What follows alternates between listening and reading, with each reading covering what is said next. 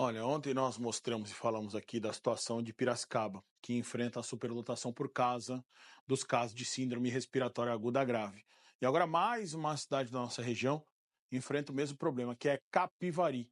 Para entender mais sobre a doença e por que esse aumento de casos, vou bater um papo com o pneumologista Rodrigo Santiago. Doutor, primeiro, obrigado por se conectar conosco. Boa tarde. Chama atenção pela situação, por exemplo, cidades decretando estado de emergência, os leitos, né, para enfermaria, principalmente de internação pediátrico lotados. Já era o esperado um aumento de casos em relação ao dia a dia, né, do que acontece nesse tempo maluco, que um dia tá sol, um dia não tá sol, o tempo muda no meio, né, das 24 horas, mas parece que principalmente as crianças têm sofrido muito mais que isso do que o costumeiramente. É isso mesmo. Boa tarde a todos. Boa tarde, Vitão. Fico muito honrado com o convite. Vendo aqui para falar de uma coisa não tão bacana, cara, não tão legal. Esse momento, essa mudança climática, acaba fazendo realmente com que muitas pessoas comecem a ter alguns sintomas nasais, sintomas de rinite, e por conta do frio, né? Eu estou mesmo com roupa de frio aqui, por conta do frio acabam ficando aglomeradas em alguns locais. E se alguma delas tem algum quadro infeccioso, principalmente viral, que é onde mais tem transmissibilidade, né, transmissão de uma pessoa para outra, isso acaba passando infecções, principalmente as infecções virais, e para algumas pessoas, infecções virais podem vir a ser graves, e inclusive evoluindo com sintoma respiratório agudo grave, né, síndrome respiratória agudo grave, às vezes até com internação, como vem acontecendo aí nesse momento. É meio que um ciclo, a gente pode falar, é um modo de dizer, mas é meio que um ciclo vicioso, porque as crianças, elas estão juntas nas escolinhas ou nas escolas, seja ensino fundamental, médio, e compartilham no mesmo ambiente, como você está colocando. Por Por outras questões, pais, mães, os adultos compartilham de uma série de outros ambientes, dentro do trabalho, que como nós estamos, transporte público. Então essa circulação do vírus parece que não tem um fim. Não, parece não, não tem um fim, né? Exato, não tem e nunca vai ter. Né? Vamos pensar que uma preocupação que a gente tinha muito com a questão do Covid, e hoje em dia não tem por que ficar tão preocupado desde que você esteja devidamente vacinado. Graças a Deus, né? A gente teve as vacinas e a gente saiu daquela pandemia horrorosa que a gente viveu. Mas vírus, a gente vai conviver sempre. E não necessariamente todo mundo tem que ficar com máscaras sempre, né?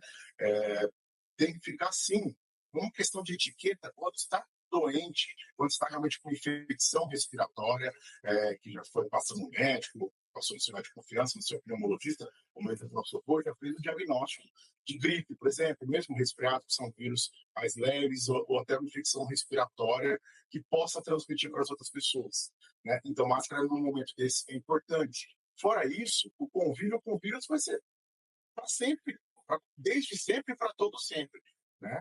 Agora a questão é como fazer para não deixar esses vírus nos derrubarem, para não deixar esses vírus arrebentar com o ser humano, né? Porque gripe, parda, Covid, a gente viu o que a gente passou, né? E ainda assim pode matar caso a pessoa tenha uma saúde muito debilitada, digamos assim, e não tiver com a vacinação em dia, entre outras infecções respiratórias, como pneumonia, né? Isso tudo acaba levando a essa síndrome respiratória aguda grave, e aí acaba indo para o socorro, acaba indo para a UTI, é internado, é entubado, fica em ventilação mecânica, e muitas vezes acaba levando à morte essas pessoas.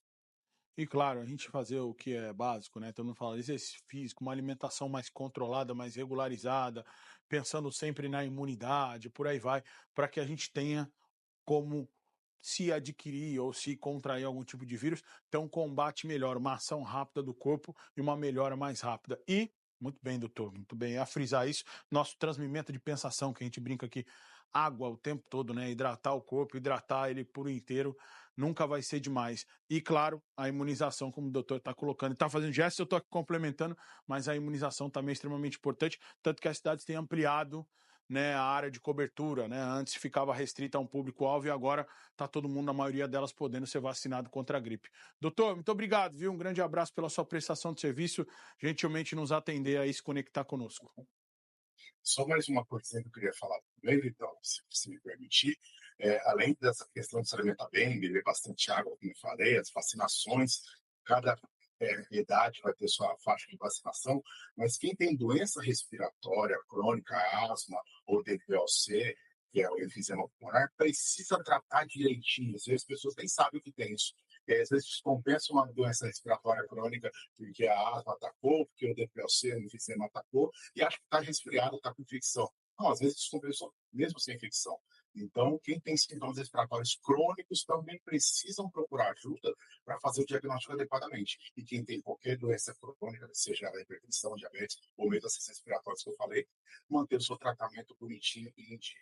É isso que eu queria também frisar. E muito obrigado pelo convite. Um grande abraço. Fortaleça seu sistema pulmonar, viu? É muito importante. Obrigado, doutor. Tchau, tchau. Um grande abraço.